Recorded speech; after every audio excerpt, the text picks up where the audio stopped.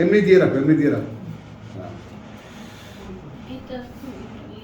ও তাহলে এটা বন্ধ করে রাখো, এটা দরকার নেই, হচ্ছে তো, এটা হচ্ছে তো, এটা বন্ধ করো। আচ্ছা,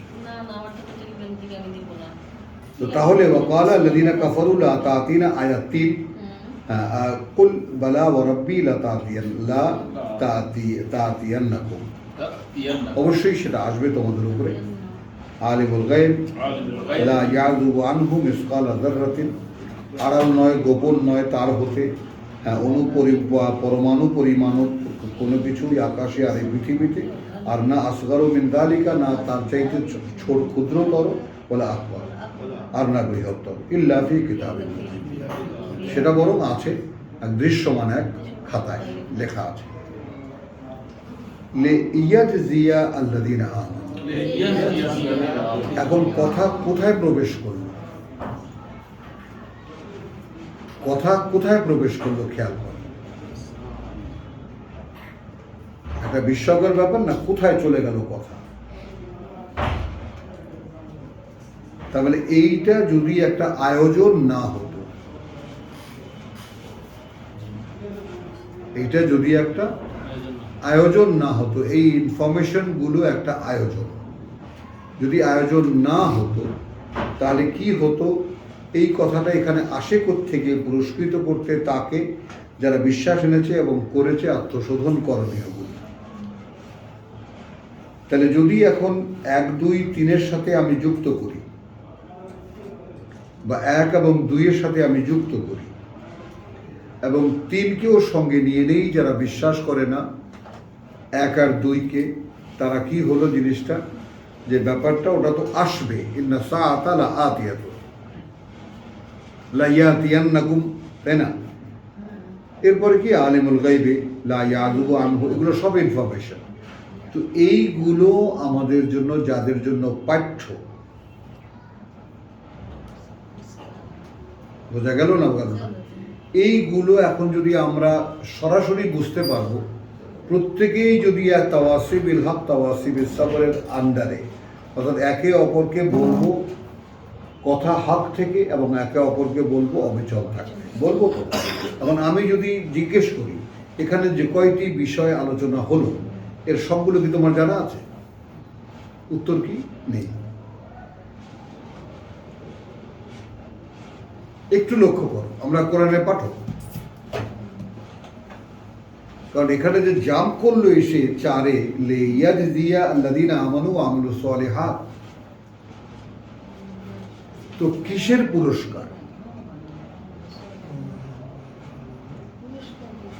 অস্বীকার যারা করে তারা বলে যে ওরকম কোনোদিন আসবেই না। তো তার উত্তরে বলতে বললেন যে বলো কেন আসবে না? আসবে তো বটেই,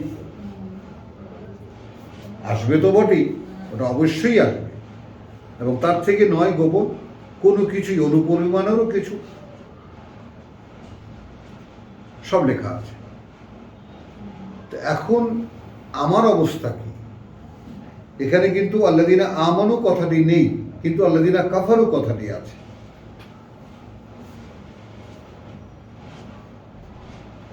তাহলে বিপরীত চিত্র দাঁড়ায়, এই পুরস্কার কারা পাবে? যারা বিশ্বাস করবে। কোনটা? যেটা ঠিক যেভাবে বলা হয়েছে সেটা সেইভাবে।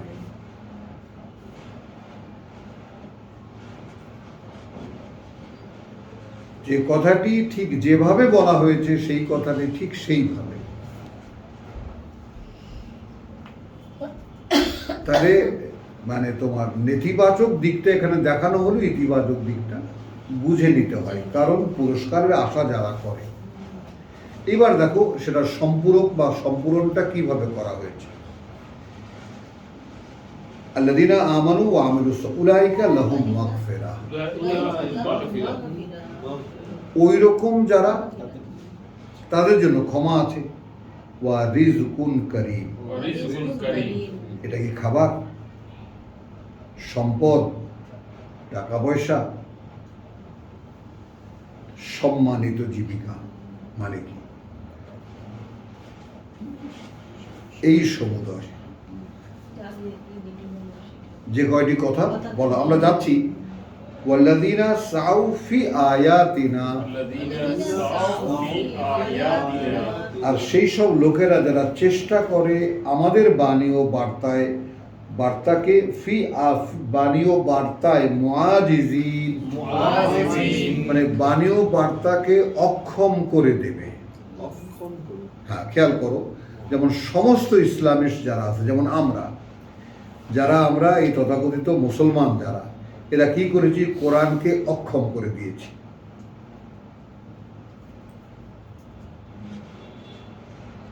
মানে কোরআন কিছু বোঝাতে পারে না। অক্ষমতাটা কোন দিকে? কোরআন কিছু, এটা শুধু তেলাওয়াতের কিতাব, অক্ষরে অক্ষরে 10 নেকি, মহাপুণ্যের কিতাব, পড়ে গেলে চাল ওজন করে দিয়ে দিও, ইত্যাদি ইত্যাদি, হেফজ করলে 70 জন নিয়ে জাহান্নামে যাবা, এই সমস্ত মেলা কথা আছে।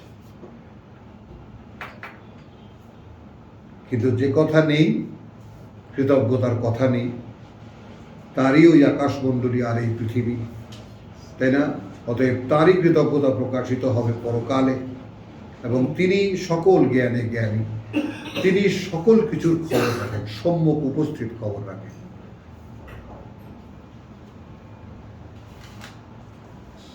হলো, তিনি জানেন যা কিছু প্রবেশ করে মাটিতে, তিনি জানেন যা কিছু বেরিয়ে আসে তা থেকে, তিনি অবতীর্ণ করেন আর যা কিছু অবতীর্ণ হয় আকাশ থেকে এবং যা উঠে যায় আকাশে, এবং তিনি অত্যন্ত দয়ালু এবং তিনি পরম করুণাময়। এগুলো কি অবগতি নয়? এগুলো অবগতি নয়?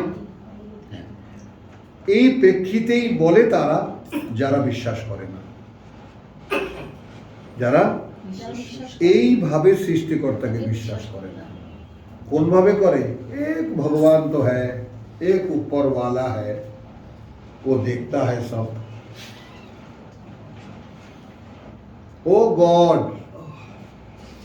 সেটা নিকৃষ্ট বেশ্যার কাছেও ও গড, এক গায়িকাও ও গড, এক নায়িকাও ও গড, সবাই ও গড।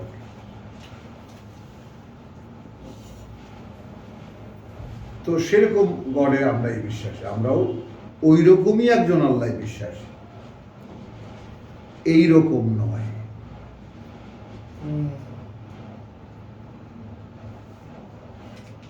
এইরকম জেনে শুনে নয়।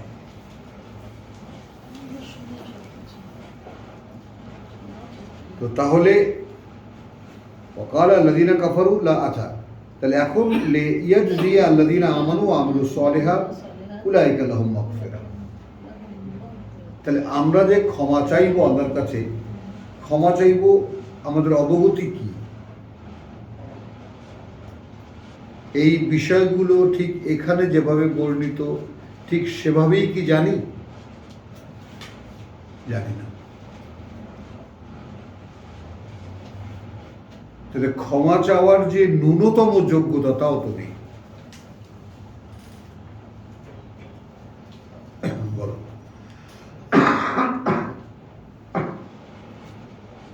আমার কি কি ডেফিসিয়েন্সি আছে ওই জিনিসটা জেনেই তো আমাকে ক্ষমা চাইতে হবে। হ্যাঁ, তো আমি তো জানি না, তো আমি কিভাবে ক্ষমা চাইবো? তাহলে কার কাছে ক্ষমা চাইব? তাহলে এখন তোর যারা জানে তাদেরকে পুরস্কার করবেন, যারা সেইভাবে সেই মতো নিজেকে সংস্কার সম্পাদনের চেষ্টা করছে তাদের জন্য রয়েছে ক্ষমা, অর্থাৎ রিজকুনকারী, যে জীবনবোধ, যে জীবনের আয়োজন, বা ইংরেজিতে বললে দ্য প্রভিশন। আমার পুত্র যেটাকে দিয়েছিল, কি শব্দ ইংরেজিতে? সাস্টেইনেন্স, সম্মানিত দেওয়া হবে। আচ্ছা, এরপরে দেখো ওয়াল্লাযীনা সাউ ফি আয়াতিনা, আমরা রেজেক শব্দটি 4 আয়াতে পেয়ে গেছি, যে এখানে আমরা কিছুতেই এটাকে সম্পদ অথবা খাবার দাবার এইভাবে গণ্য করতে পারলাম না। এখানে আমরা জীবিকা হিসেবে নিলাম অ্যাবাউট, মানে এইখানে যে কয়টি কথা বলা হয়েছে সেই ব্যাপারে তার জ্ঞান, অবগতি কি। তাহলে এখানে জীবনবোধ বলা যেতে পারে, যাদের জীবনবোধ এই সব ইনফরমেশনের উপরে দাঁড়ানো, তাদেরকে ক্ষমা করে দেবেন এবং এই জীবনবোধ তিনি দেবেন যেটা সম্মানিত। আল্লাযীনা সাউ ফি আয়াতিনা, তাহলে সাবজেক্ট হয়ে গেল আয়াত। তাহলে আয়াতের বোধি জীবিকা,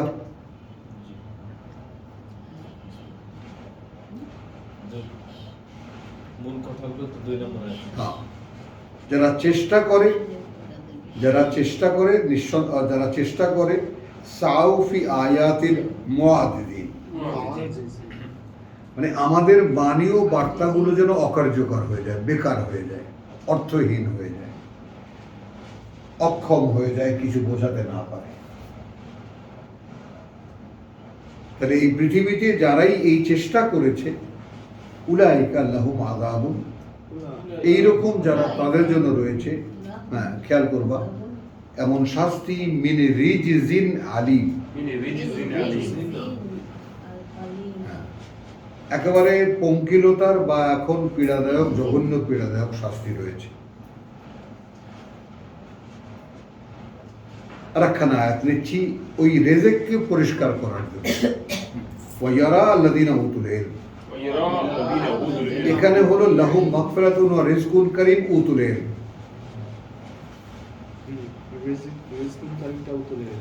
উতুল ইলম। এবং দেখবে তাদেরকে যাদেরকে দেওয়া হয়েছে অবগতি, আল্লাযী উনজিলা ইলাইকা মিন রাব্বিকা। তাহলে এখন জীবিকা কোনটা হয়ে দাঁড়ালো? হ্যাঁ, এখানে যে যাদেরকে এই অবগতি দেওয়া হয়েছে যে যা তোমার উপরে অবতীর্ণ করা হয়েছে তোমার প্রতিপালক থেকে, হুয়া আল হক, সেটাই একমাত্র বাস্তবতা,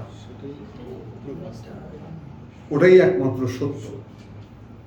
ওয়াহদি, এবং পরিচালিত করে ইলা সিরাতিল আজিজিল হামিদ, সেই দিকে যেদিকে পথ সর্বশক্তিমান নিজ সত্তায় নিজেই যিনি প্রশংসিত তার, নিজেই প্রশংসিত যিনি। আলহামদুলিল্লাহ, আমরা এখানে আর যাব না, এইটুকুই রাখবো এটাকে। ওমা আলাইনা ইল্লাল বালাগ ওয়া মা তাওফীকি ইল্লা বিল্লাহ। সূরা সাবা থেকে আয়াত 4 থেকে আমরা দেখে যেভাবে নিলাম সেটা আমরা জানালাম। রাখুন।